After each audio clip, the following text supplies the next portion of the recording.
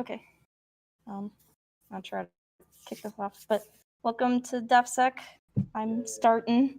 Woo! If you don't know who I am, I'm Ryan Leister, president of Computer Club, and I have been asked to give this presentation because apparently I'm very good at injects. Yeah, and I've been doing them since I was a freshman and my first ever mock CCDC, and I was just kind of good at them, and I was like, okay, I guess I'm just going to do this for forever. And so I've kind of picked up a thing or two on what not to do when it comes to injects, and we're just going to kind of talk about that today. So some of you may be wondering, what the heck is an inject and what's the big deal? So injects are basically business tasks, so they can be a variety of things.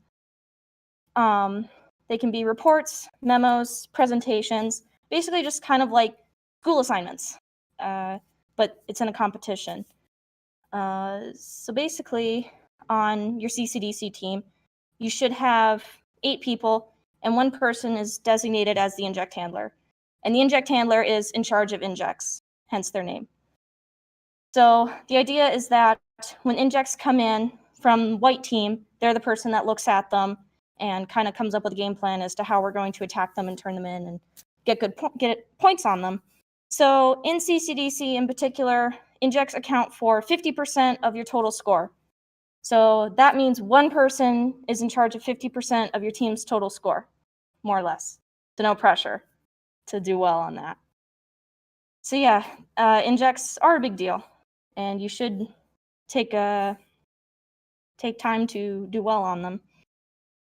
So some of you may be thinking, okay, injects, business tasks, all I gotta do is assignments? Cool, I can do that. Well, you may be thinking it's the easy job where like, oh, I could just write up a quick report and then I just get to lay back for the next few minutes.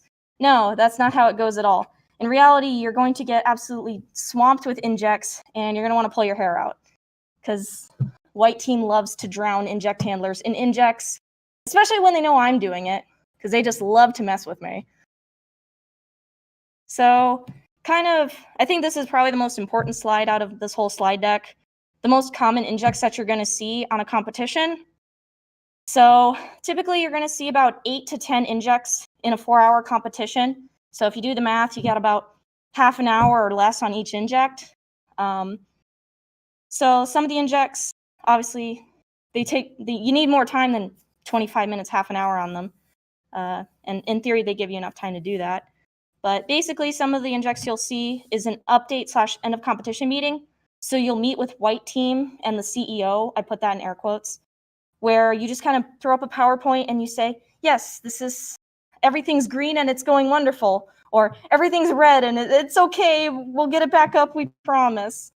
A network report is also very common. So that's just like you list off everything on the network, like all your boxes, what they're running, their IP address, vulnerabilities. Sometimes they're going to ask you to like score them for like critical, high, medium, low about how vulnerable they are. It just kind of differs, but that's kind of typically what they're looking for. It's just this giant report of everything on the network. Network traffic is very common. So they're going to ask for like top 10 IP addresses that you see hitting this web server, or you see hitting the firewall. Top 10 attacks, top 10 outbound IPs, top 10 inbound IPs. AKA that's a firewall inject. You got to go work with the firewall person on that one. Audits, so like password policy audit, compliance audits. Are we compliant with credit cards, or are we compliant with HIPAA, blah, blah, blah. Add users is very common. So it's like, hey, we have these 2 new users starting, these 2 new admins starting on Monday, add them to the system. And they give you a crappy password that's super vulnerable, and you got to put it in. Anyway, policies, so they might ask you, hey, we want you to come up with an acceptable use policy for this entire organization, or a new password policy.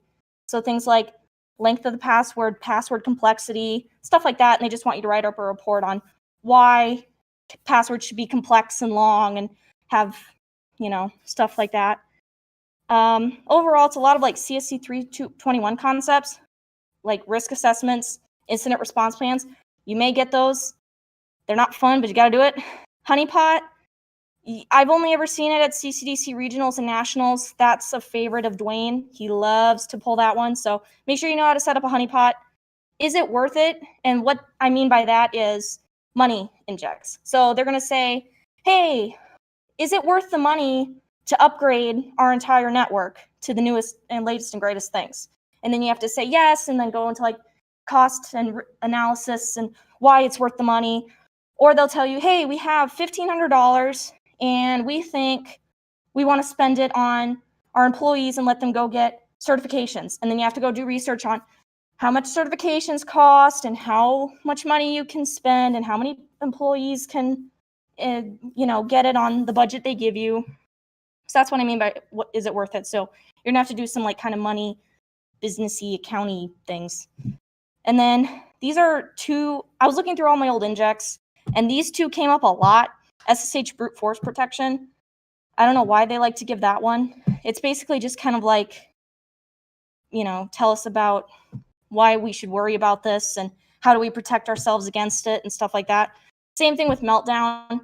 It's typically along the lines of like, yeah, I heard from my friend that meltdown inspector is a big thing, and tell us, give me a report about it. What does it mean and what can we do to stop it? And I always mess it up. It's like my curse, I swear, that one. And they love to give it to me, and white team likes to laugh as I fail at it because for some reason I feel like I see it and then I panic, and that's why I always do bad at that one in particular. But the rest of them I can do. But yeah, that one's going to come up quite a bit. They like to throw that one at you. So now on to the sins, or what you shouldn't do when you're dealing with injects. Sin number 1, not listening to your inject handler. It's pretty self-explanatory why you shouldn't do that. They control 50% of your total score. If you annoy them or don't listen to them, they can just say, I'm not going to turn in injects anymore, and screw up your score. And that's not good. So if you're the inject handler, you need to get your team's attention. Sometimes in the heat of CCDC, everyone's so invested in their screen and what they're doing that they almost like put their heads through their monitors because they're just so in the zone. It's like cyber hypnosis. You got to snap them out of it and talk to them and be like, hey, this inject's coming in and we need to do it. And team members, if you hear your inject handler say, inject came in, stop what you're doing, listen to them, and see if it pertains to you. Sin number 2, not delegating injects. As I kind of touched on before, white team loves to dump injects on blue teams. They want to drown you in them. And what they're really saying in their special way, in their loving way, is that they're trying to teach you that everyone needs to help with injects. It shouldn't just be the inject handler's job to do every single inject. It's more, inject handlers are meant to do maybe like 80% of them and then delegate the rest and kind of look over them, the ones that are done by other people. So the inject handler, the point is the inject handler cannot do every single inject and have it be good.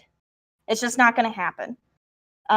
Sometimes the inject handler is going to need access to a box they can't get access to, and that's when you step in like, yeah, I have access to this box. I'll give you the information you need so you can get this inject done. So team members, if the inject handler gives you an inject, do it. If they give it to you and say, you have this box, you're the firewall person, this is a firewall inject, please do it. So take the time to go do it. Unless you're doing it, unless your box is like blowing up and there's a fire, go put out the fire first, then do the inject. So basically, you should especially do the inject if the inject pertains to your box or if you have prior experience in it. So a good example is from regionals last spring. There was an inject that came in about VPNs. And I don't remember the specifics, but they think they just wanted to talk about like why we should invest in VPNs and which company should we go with and cost analysis, is it worth it kind of thing. And so Chase Lucas, who had experience in VPNs, said, hey, I have experience on this. Let's do this together. So him and I worked together on the inject, and we turned it in like 10 minutes early. So, and that 10 minutes of saved time is really important, as CCDC is really about time management. So if you have an extra 10 minutes, that's great. So yeah, that's kind of what team members should do. And then inject handlers, you need to be realistic with yourselves. If you do not have time to do this inject, if you don't, if another one is due, it's like, I can't do this inject. I'm going to pass it off. I got other things to do. So be realistic with yourself in that you're not Superman or Supergirl. You can't do it. Pass it off to your team. It's what they're there for. They're here to help you. Sin number 3, doing injects at the last minute. You are not going to get a lot of points if you do this. It is going to blow up in your face. The inject's going to be bad, and white team's going to laugh at you. I know they have laughed at me because my injects have been that bad in the past. So if you're the inject handler, you should do them as soon as you can. And if you pass an inject to a team member, check in with them until they get it done. I like to check in every 5 to 10 minutes. And yes, that does annoy my team members, but it gets the inject done, and that's what matters. I kind of sound crazy, don't I? Team member, please do them as soon as you can, preferably before the deadline. Yeah, just do it. Don't wait till the last minute. You're not going to have fun. Sin number 4, turning in injects late. Kind of plays off the last one. If you wait till the last minute, you might end up turning it in late, and that's really, really, really bad. So let's say you have an inject that's due in 5 minutes, and it's not perfect. It could be better. So do you, 1, turn it in, even though it could be better, or do you turn it in a couple minutes late? Do the first option every single time. No ifs, ands, or buts. And I will explain why in logic. So all late injects, no matter what, if they are 1 minute late or an hour late, are going to be worth 50% of the original amount of points. So if the inject is 75% perfect, you're going to get 75% of the points. But if you turn in the inject late, it needs to be 100% perfect in order to get 50% of the points. So say we got an inject and it's worth 100 points. If you turn it in on time, it's like 70% good. The white team, in theory, will give you 75% or 75 points because it's 3/4, it's good, right? But you wait a couple minutes, you make it better, you turn it in, and they go through and they say, okay, yeah, that's 100% what we were looking for, and they give you 50 points because it's late, and therefore you only get 50%. And keep in mind that just because the inject's late doesn't mean it's an automatic 50%. So if you turn in an inject and it's late and it's awful, you might only get 25% of the points you were originally going to get. So you're only going to get like 25 points or 10 points or 5 points or no points. They've done that. So you should always turn it in on time because you have a better shot of getting a better score, even if it's not perfect. Does that follow my logic? Does that make sense? Okay, cool. So kind of the solutions as to what you should do to prevent injects from getting turned in late. Inject handler, you got to watch your clock. Turn in the injects on time, even early. Because if you turn them in early, you have more time to work on other ones. And prioritize your injects. Finish the ones with the soonest deadline first. If you got one that's due at 5 o'clock, one that's due at 5:30, do the one at 5 o'clock first. And you should put more time into injects that have a critical ranking or a high importance rating. When you see an inject when it comes in from white team, it typically has like the due time, inject number, and then a ranking of like, critical, high, medium. I've never seen a low inject, but apparently those exist. But yeah, if it says critical or high on it, chances are it's worth more points, and you should invest more time into those.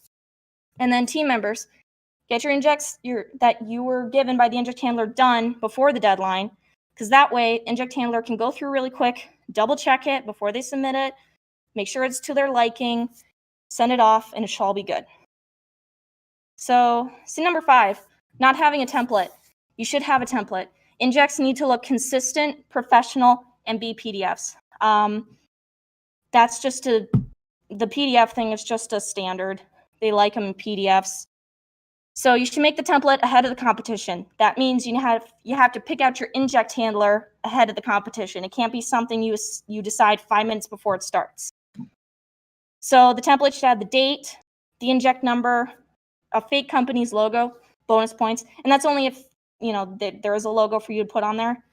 Headings, table of contents, and I would suggest maybe following a format. It's like MLA, APA, IEEE, whatever is your cup of tea, whatever your favorite format is, follow that.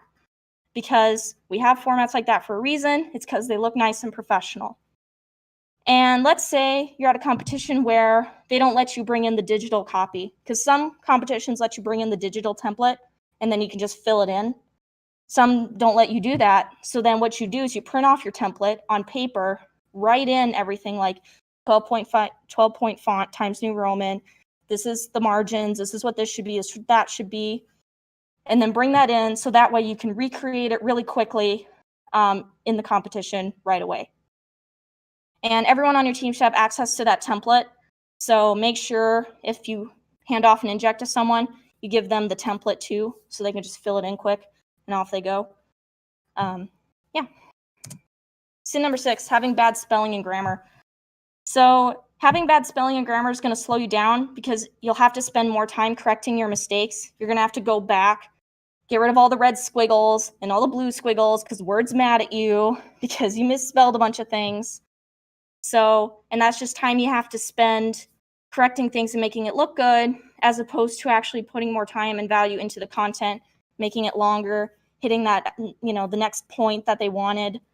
And of course, grammar and spelling mistakes will take points off your Inject score because it's sloppy. It's not professional. They look at it and they see all these grammar and spelling mistakes. They're going to cringe because it's cringy. It's awful. So if you have bad grammar or you have bad spelling, maybe you shouldn't be the Inject handler because that's not necessarily the best combination. But if there's no choice and it has to be you, then consider brushing up on your grammar and spelling before the competition, so that way you can save more time and be more efficient. And the final sin, giving the Inject handler an important box. I heard about this my freshman year, I think in the spring. I don't know why they did this. Basically, the person that was doing Injects was also on their PF Sense or Palo. Yeah, so the person was doing those two very important tasks. And Inject handler is a full-time job in the terms of a competition. So is Firewall, They're full-time, you're go, go, go the entire competition. So it's like, why they're trying to balance these two very difficult jobs. And yeah, it did not work well for them. They did not do well in Injects. So team members, take the important boxes like the firewall, the domain controllers, web servers, the important boxes that have important, like the scored services. So team members should be on those boxes. And they should be the ones securing them and all that.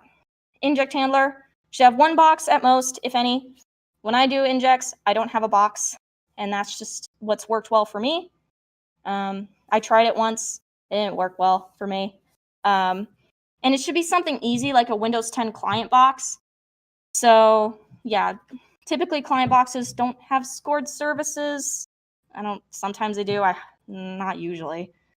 And it's Windows 10. Windows 10 is pretty secure out of the box, so to speak, unless they purposely misconfigure something on it just to mess with you. So it's basically, you just want them on an easy box that they can quickly secure and then go straight into Injects.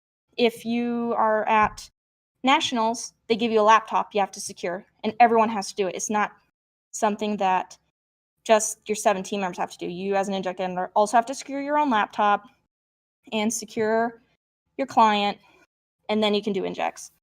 I've never heard of Red Team destroying someone's Inject handling box and like erasing all their Injects, but I'm sure it could happen if Red Team just decides to be particularly evil.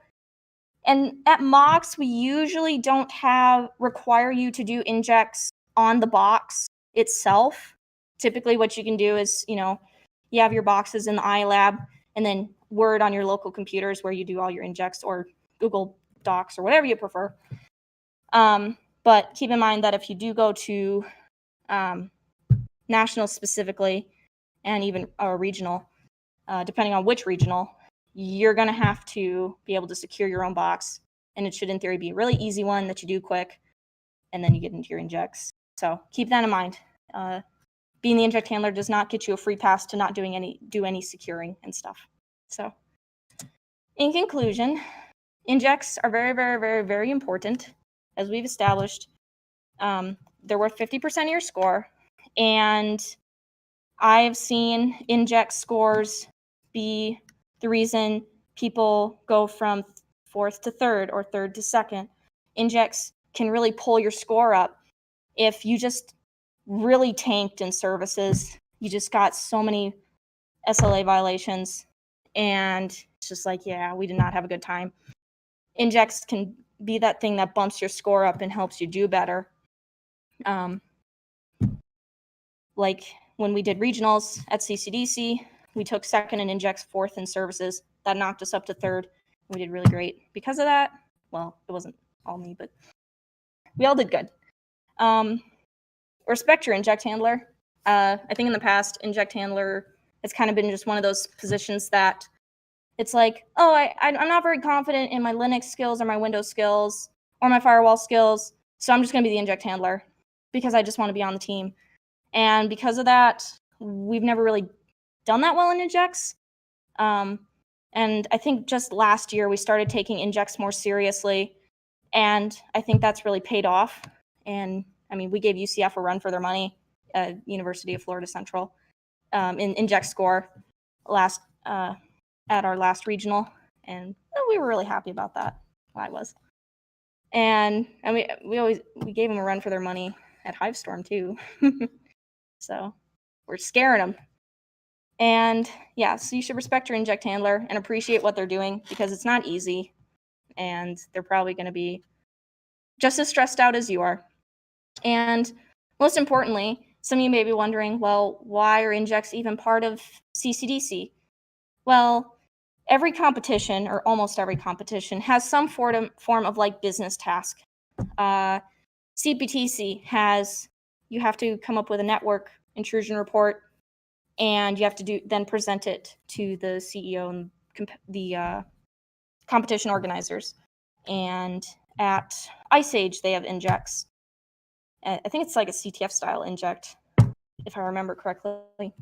But yeah, almost every competition has some sort of like business related aspect to it. And the reason why is because it's teaching you an important skill for your future career in cybersecurity.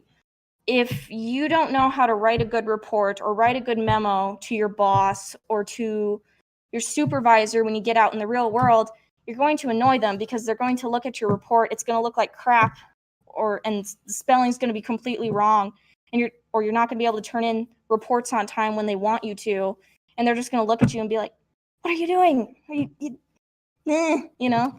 They kind of go like they don't like that. So learning how to do these skills now is going to save you and your future employer a lot of headaches and playing catch up in the future. Because if you just walk in and you can do a report and make it look good the way they like it, and it's all spelled correctly, then they're going to like you, and you don't have to waste time fixing your bad reports, and you can just go do your cyber stuff that we all know we love doing. So yeah, that is injects. I think that's my last slide. Yeah. Any questions for me? I can check. Just want you to grade this one and not the one I turned in first, and they'll do that for you. You just have to inform the white team that that's what you want to do. And at regionals, they actually had a really slick like inject turning in interface where you just navigated to this IP and you could turn things in. And they had a system where you could turn an inject in and mark it as valid. And valid meant, white team, I want you to grade this one. So let's say, you turn one in 15 minutes early, and then 5 minutes early, you turn in another one, and you just mark your first one as invalid, which means white team, I don't want you to grade this one. And then the second one is marked valid, telling white team, grade the second one. The first one's crap, ignore it, it never happened, and they'll grade the second one. So ones that are marked valid are the ones that get graded, or the ones you tell white team to grade. So any other ones? We'll check.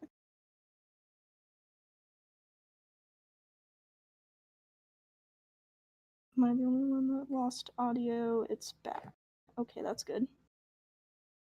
But yeah, if you are trying out for the inject handler position and you want some tips or tricks of the trade, I won't spoil everything because I very much like doing injects.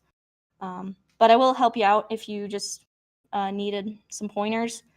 And I would love to have actual competition in the inject handler position.